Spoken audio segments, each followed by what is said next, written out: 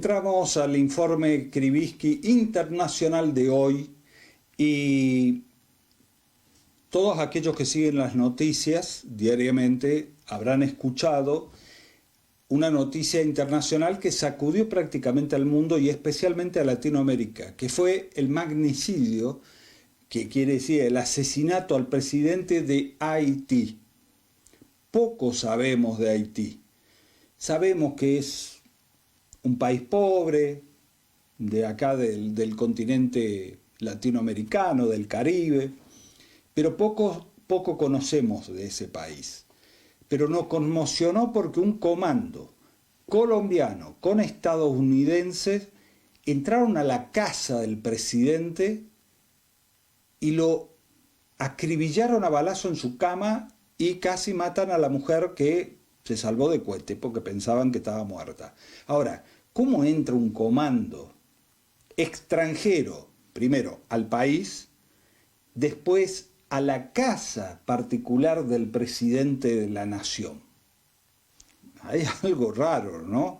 Bueno, el tema es que colapsó todo el sistema en Haití, si ya estaba mal, y no se sabe cómo resolver ese problema de Haití. Pero vamos a entrar a Haití a conocerlo porque vamos a hablar con quien es el coordinador del Comité Democrático Haitiano. Él se llama Henry Boisrolin.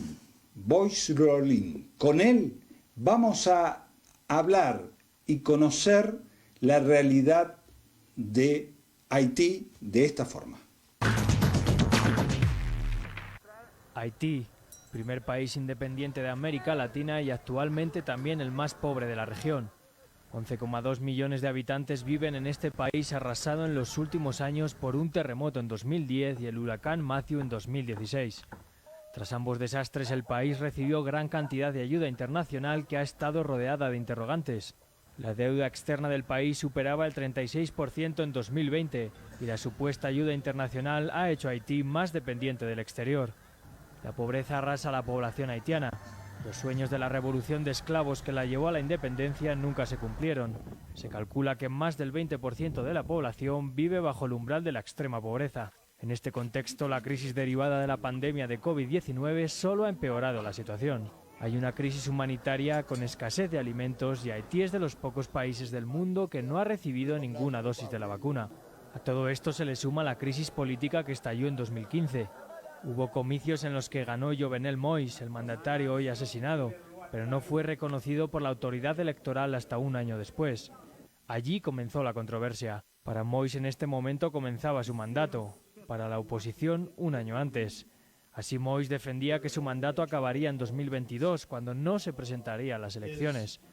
El Parlamento está disuelto por decreto desde enero de 2020 y la oposición ya no reconocía la legitimidad de Moïse, que gobernaba ahora por decreto. En febrero de este año las calles estallaron en protestas. En esa fecha, según la oposición, Moïse debería haber entregado el poder. Desde entonces el gobierno de Moïse detuvo a 20 opositores por supuesto golpismo, que más tarde fueron absueltos por un tribunal. Moïse se había declarado enemigo de la oligarquía, que controla los negocios claves como la banca o la energía en un país que ha sufrido el gran aumento del precio de los combustibles, agravado también por la falta de envío de crudo desde Venezuela, su otrora principal proveedor. Las bandas siembran también al país de violencia y se calcula que controlan hasta el 60% del territorio. Solo durante este pasado junio han muerto más de 150 personas y otras 200 han sido secuestradas en el área metropolitana de Puerto Príncipe, la capital.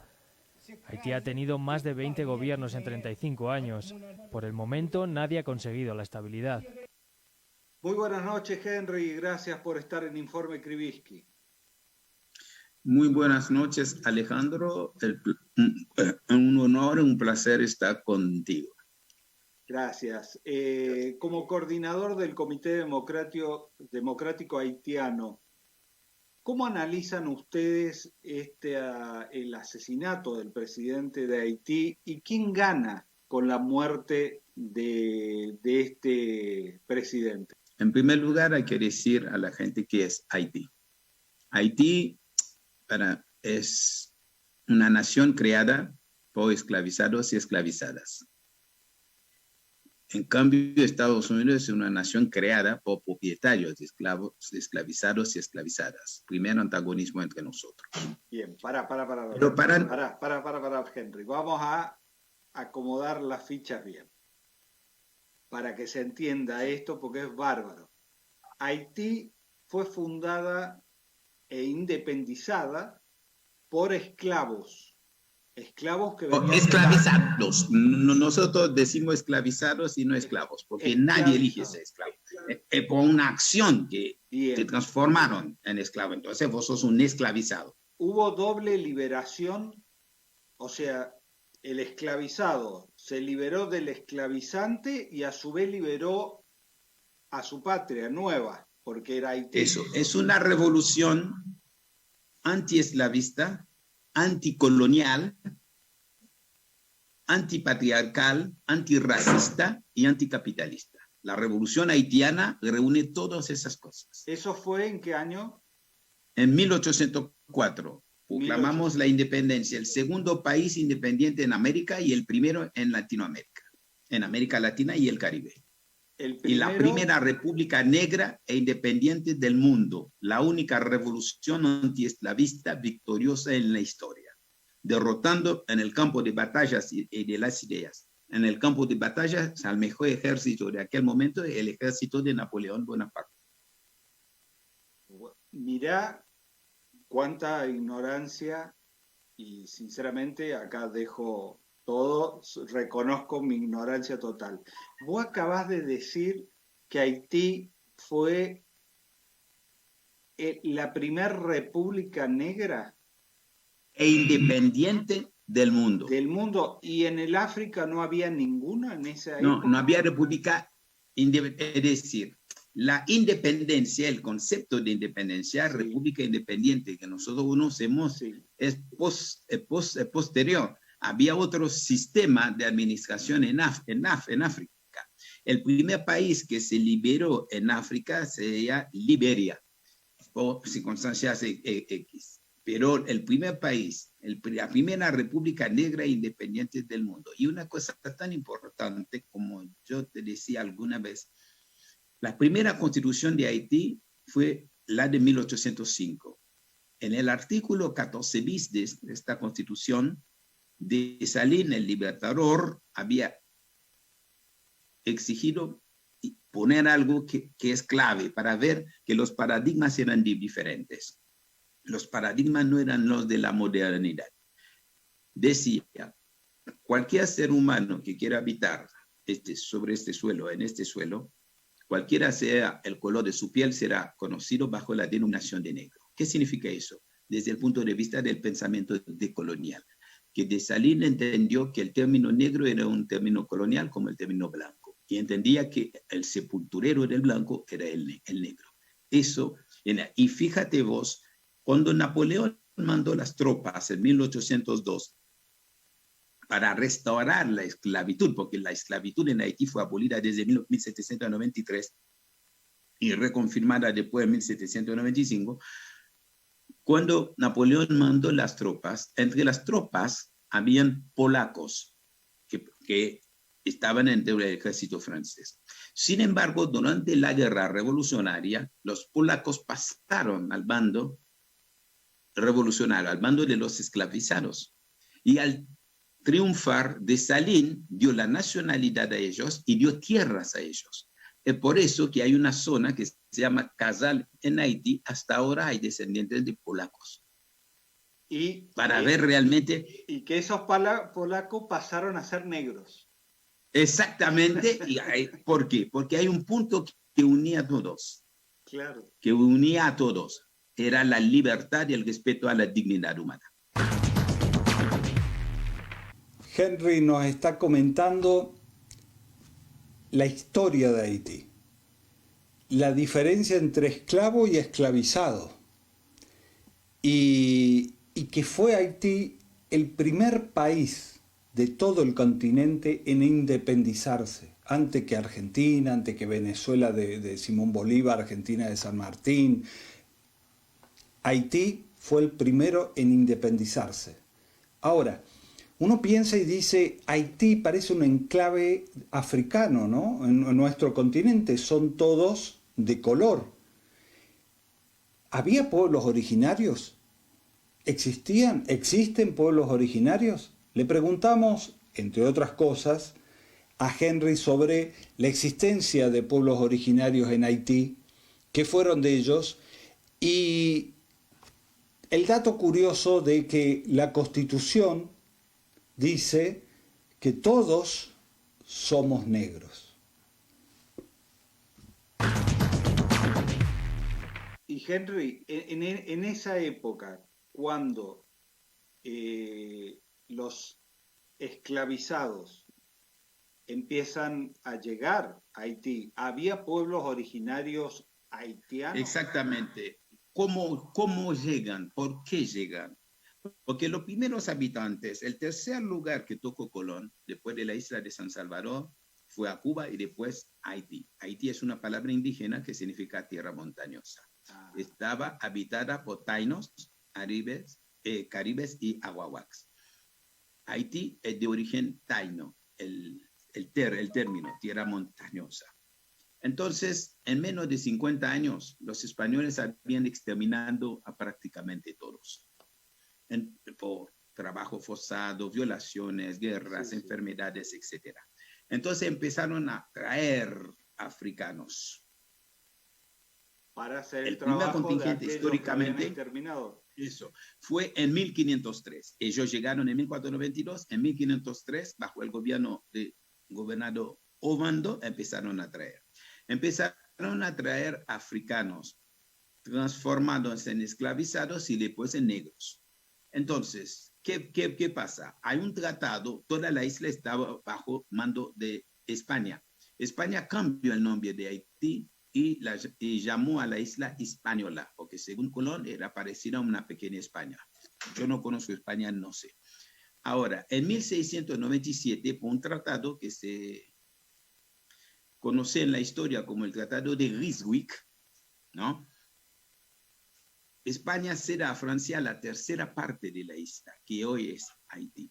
Y Francia cambia el nombre de Hispaniola y llamó a esta parte Saint-Domingue. Por eso se habla de la revolución de Saint-Domingue. ¿Qué quiere decir? Saint-Domingue, Santo Domingo. Entonces, Dessalines, al triunfar en 1804, decía él, para terminar con todo resabio del colonialismo, vamos a volver al nombre de Haití, que es el nombre que había dado los primeros habitantes, los originarios, a esta parte de la isla. Por eso volvió con el nombre de Haití. Es un acto anticolonial también. Bien. Por eso se llama República de Haití. Claro. Y me quedé pensando también en el artículo de esa constitución, el 14 bis. El artículo 14 bis. Que también en la Argentina el 14 bis justamente tiene un contenido social muy profundo en la Argentina. Y me siento identificado ahora con el 14 bis de aquella constitución primera de Haití, porque me reconoce a mí como negro y como buen negro y peronista, entonces quedó bien. Me hace reír. Sí. Ahora, no, ese es el tema, para ver que el término de clase, de explotación, de dominación, todo está en esto. Esas ideas racistas son elaboraciones, elucubraciones para justificar y mantener la dominación del hombre. Claro. Y hoy, geopolíticamente hablando, Haití, ¿por qué sigue siendo semicolonia o colonia directamente? ¿Cuál es la importancia geopolítica de Haití? En 1915, los Estados Unidos desembarcan, ocupan Haití hasta 1934. Y ahí impusieron estructuras que transformaron a Haití en una perfecta neocolonia de los Estados Unidos. Bueno, esas estructuras, al estar al servicio exclusivo de los intereses del imperio y de las clases dominantes haitianas, evidentemente a través de los años el empobrecimiento iba a ser mayor y la resistencia también, porque es un pueblo que tiene ya, diría, para hacerlo de alguna forma en su ADN, hay resiliencia, resistencia, la lucha fue permanente. Bueno, es estas estructuras, por distintas razones que no tengo tiempo ahora para aclarar, son esas estructuras que empiezan a descomponerse. Hay una descomposición de ese sistema frente al embate popular. Entonces recurrieron siempre a dictaduras como la familia Duvalier, después que ellos se habían retirado en 1934, pero Haití seguía siendo neocolonia porque habían dejado instrumentos, las Fuerzas Armadas, una gendarmería transformada luego en Fuerzas Armadas de Haití, estructuras económicas, financieras, etcétera, bajo control de ellos. Entonces, esta neocolonia ha entrado en crisis. Y es lo que estamos asistiendo ahora. Creo que es la fase final, en la putrefacción total de todas esas estructuras. Haití vive en una permanente convulsión producto de las políticas neoliberales que se han aplicado en el país, primero en declarar su independencia en América Latina, pero que quedó segregado al olvido en medio del hambre, la pobreza y la desigualdad. A lo largo de este año, el pueblo haitiano se ha levantado en rechazo tajante a las medidas económicas implementadas por el Fondo Monetario Internacional y el imperialismo estadounidense. Datos del Banco Mundial señalan que el país caribeño es el segundo más desigual del planeta, solo superado por Sudáfrica. En la nación caribeña, el 20% más rico posee el 64% de los ingresos, mientras que el 20% más pobre tiene menos del 1%. Más allá de las tradicionales pugnas entre la oposición y el gobierno, los cientos de miles de personas que han salido a las calles critican además un sistema que mantiene al 80% de la población por debajo de la línea de la pobreza, mientras que el 70% está desempleado. A esto se suma que casi el 80% de los centros docentes se encuentran en manos de privados y la salud posee cifras similares, por lo que el acceso a estos servicios universales resulta inalcanzable para millones de personas. En este sentido, el pueblo ha tomado las calles para enfrentar al neoliberalismo, pero la lucha haitiana siempre tiene un toque más elevado en su densidad, pues no solo se lucha por frenar medidas antipopulares, sino que se lucha por sobrevivir como pueblo, nación y seres humanos. O sea, ha llegado ya... Entonces recurrieron a golpes de Estado, secuestro de presidente en el 2004 del presidente Aristide, desembarco de tropas yanquis, canadienses y francesas, mandaron a la MINUSTA, la Misión de las Naciones Unidas para la Estabilización de Haití, que hizo estragos, violación de niñas, de mujeres, de hombres, introdujeron el cólera que mató a más de 30.000 haitianos, 800.000 personas infectadas, manipularon elecciones, reprimieron, masacraron en barrios populares, y ahí hay que ver también fue una lástima, realmente algo garrafal, un crimen cometido contra el pueblo haitiano cuando gobiernos latinoamericanos aceptaron enviar tropas para integrar la MINUSTA, salvo Venezuela y Cuba. Es increíble lo que viene sufriendo el pueblo haitiano. Ahora el tema está en que después de este asesinato de su presidente y que se ha quedado sin presidente de la Corte Suprema, que ha caducado los mandatos del primer ministro, que hay otro primer ministro que no puede asumir, se ha evaporado, ha llegado, como dice Henry, a la putrefacción de todo el sistema, todo ha colapsado. Las pandillas dominan los barrios, las pandillas armadas dominan los distintos sectores. ¿Cómo? ¿Quién puede reconstruir algo que se ha convertido en un caos total? De esto hablamos con Henry. En cuanto al hecho en sí, del magnicidio, sí, como vos bien dijiste, hay distintas versiones. No estamos en el secreto de los dioses para saber, pero de cualquier forma yo como ser humano militante y con un comportamiento con ética y moral, no comparto, yo rechazo rotundamente el asesinato como método de lucha política. Yo rechazo como yo rechazo las masacres, ¿no? Que se han cometido bajo el gobierno de este hombre. Ahora, con esto, que no quiero decir que no hay que olvidar que Jovenel Moïse ha sido un dictador, un autócrata, un tipo que eliminó el Parlamento. ¿Ganó las No. elecciones? No fue elección. La única elección libre, honesta y democrática en Haití ocurrió el 16 de diciembre de 1990, donde ganó Jean-Bertrand Aristide. Después no, todo es farsa. Nosotros en Haití a esas elecciones las llamamos selecciones. Selección. ¿Entendés? Incluso la elección de Jovenel Moïse, ellos mismos oficialmente reconocen que participó menos del 20% del electorado. Y con un padrón electoral de 6.200.000. Jovenel Moïse ganó las elecciones con menos de 600.000 votos. Significa, podría tener legalidad, pero no legitimidad. Claro. Y eso se vio en las calles después, cuando él empezó a profundizar las políticas neoliberales, etcétera, etcétera, a traicionar a Venezuela, a masacrar gente, a multiplicar las bandas armadas, a reprimir todas las movilizaciones, a tratar de concentrar en sus manos todo el poder. Entonces, eso no hay que olvidar. Y hubo un golpe de Estado el 7 de febrero de 2021, cuando Jovenel Moïse tenía que abandonar su poder. Él dijo que no. Su mandato termina en el 2022. Ya estábamos en presencia de un golpe de Estado. Seguía dirigiendo por decretos porque había eliminado la Cámara de Diputados y había reducido a su mínima expresión la Cámara de Senadores, que no podía funcionar, tenían 10. Entonces no tenían quórum para funcionar, que eran 10 senadores residuales. Entonces todo el poder legislativo era él, el poder judicial era él, el poder ejecutivo era él. El poder total lo tenía él.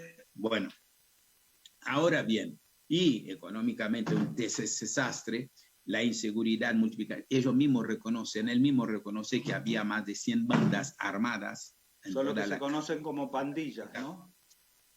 Pandillas armadas. En este contexto, la delincuencia y la inseguridad ganaron terreno en Haití. Uno de los reclamos que se le hacía al ahora asesinado presidente Moïse era precisamente el aumento rampante de la delincuencia. Hay expertos que aseguran que durante el mandato de Moïse el crimen y los secuestros aumentaron más de un 200%. En los últimos años, muchas bandas criminales se han conformado y proliferado en el país. Hay incluso reportes de bandas que controlan barrios enteros de la capital Puerto Príncipe, sembrando el terror entre la población, cometiendo asesinatos, violaciones y mutilaciones. El aumento de la criminalidad preocupa a organismos internacionales como la ONU, que asegura que semana tras semana las bandas criminales en Haití están expandiendo su reino de terror y miedo en más familias y más comunidades. Por ejemplo, en el primer trimestre de 2021, la UNICEF alertó de un incremento de ataques de grupos armados de un 62% con respecto a 2020, una situación que las fuerzas de seguridad haitianas no logran contener. Pero en opinión de algunos expertos, esta violencia puede proliferar, entre otras cosas, porque en Haití la inestabilidad política ha sido una constante en un país que ha tenido un camino muy tormentoso hacia la democracia. Y algunas ligadas abiertamente al gobierno. Haití no fabrica armas, no fabrica municiones, sin embargo, ves gente en algunos barrios populares, villas, como dicen acá, con armas que valen $20,000, no pueden comprarlo. Entonces, el tráfico de armas era fructífero allá. ¿Y qué negocio había detrás de estas pandillas armadas? Bueno, era para control territorial y de algunos recursos del país. Por ejemplo, vos, Alejandro, sos un gran comerciante y estás en una zona, entonces vos necesitas gente para organizar la protección de tus bienes y de tu familia. Entonces compras armas en el tráfico y da armas a algunos grupos. Sería la pandilla. Bueno, algunos grandes comerciantes lo hacían y miembros del gobierno también, ¿no? Y entonces eso empieza a proliferar. Pero eso existió antes, pero con Jovenel Moïse hubo una explosión de esto. Como el secuestro se había transformado o se transformó en Haití en la principal industria. El secuestro. Y hay que ver también cómo neocolonia, qué rol Haití. Haití es un país que comparte la isla con la República Dominicana. Estamos a 77 kilómetros solamente de Cuba, nos separa el Canal de los Vientos. Estamos en la ruta marítima directa en el Caribe entre Cuba y Venezuela. Y sabemos muy bien que el Caribe es el primer patio trasero de los Estados Unidos y en el mar Caribe circula o pasa un flujo importante de mercancías para Estados Unidos. Entonces, una zona crucial. Y en Haití ningún miembro de la clase dominante puede ganar elecciones de manera limpia. Entonces, al perder el control de Haití, eso puede llegar a destabilizar la zona. De ahí el interés de los Estados Unidos. Además de explotar nuestras minas de oro, y Haití, como neocolonia de ellos habían asignado y han asignado a Haití el rol en la División Internacional del Trabajo de país exportador de mano de obra más barata, productor de mano de obra más barata. Y ahora, con el magnicidio eso, asistimos ahora a un nuevo golpe de Estado, porque hay un señor que se llama Claude Joseph, que era primer ministro, el sexto primer ministro de Jovenel Moïse, que era jefe de gobierno. En Haití hay presidente y jefe de gobierno, que es el primer ministro. Ese hombre había sido revocado el viernes anterior por Jovenel Moïse, y Jovenel Moïse había nombrado a un nuevo, un médico que se llama Ariel Henry. Pero este no había asumido todavía, porque el mismo día que Jovenel fue asesinado o ejecutado, él iba a tomar juramento a Henry. Lo que significa constitucionalmente, Henry no es primer ministro, porque no fue instalado. Claro. Al no ser instalado, bueno, claro. Pero el otro tampoco. El primer ministro es un primer ministro renunciante. Entonces, la Constitución dice, cuando vos te revocan, tenés que quedar en tu puesto, pero para liquidar los asuntos comunes, pero no comprometer al país, no firmar nada para comprometer, porque vos no estás a cargo. Y él puede en cambio, este hombre ahora, tampoco, porque vos tenés que ir a la Constitución para ver qué cadena sigue después de la muerte del presidente. ¿Y eso? ¿Qué cadena Entonces, sigue, Henry? Ahí está. Si todo el poder lo tenía. Él no es primer ministro. Él no es primer ministro. Sí. Entonces, él se autoproclamó ahora presidente. Y hay otro que es del Senado, el de los 10 senadores que quedaron, que también se proclama, que dice que es presidente provisorio. Pero, ¿qué pasa? La Constitución dice, en este caso tendría que ser el presidente de la Asamblea, es decir, del Senado. No hay Asamblea. Si no hay Asamblea, la Constitución dice el presidente de la Corte. El presidente de la Corte no está porque falleció de coronavirus hace 2 semanas y no han elegido a uno, a otro. A propósito lo hacía yo también. Entonces estamos frente a lo que se llama una situación excepcional.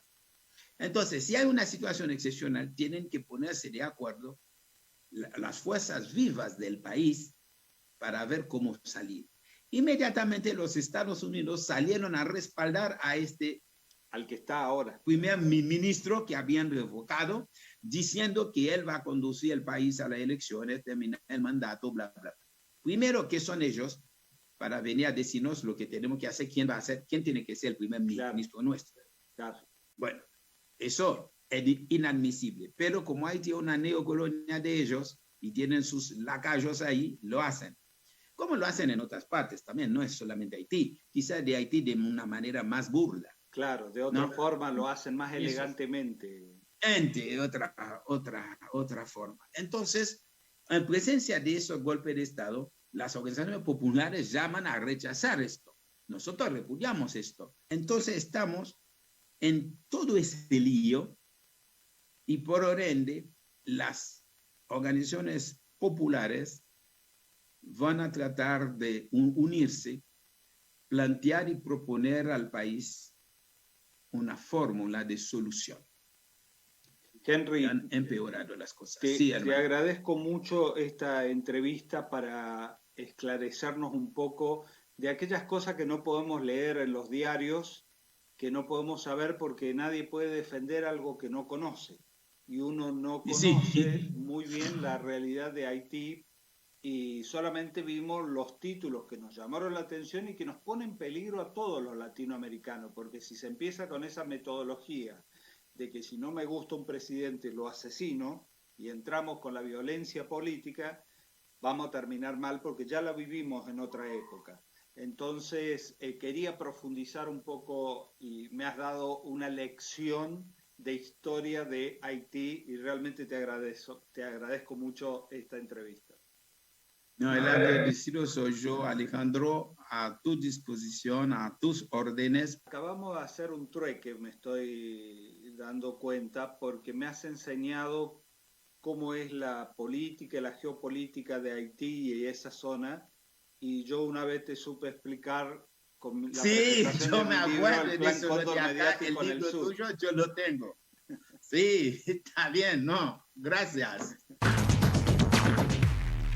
Un placer hablar con Henry, que nos ha dado una lección histórica y una clase sobre un país que poco conocemos y que realmente es uno de los países para mí más atractivos de Latinoamérica por ser como un enclave del África en nuestro continente.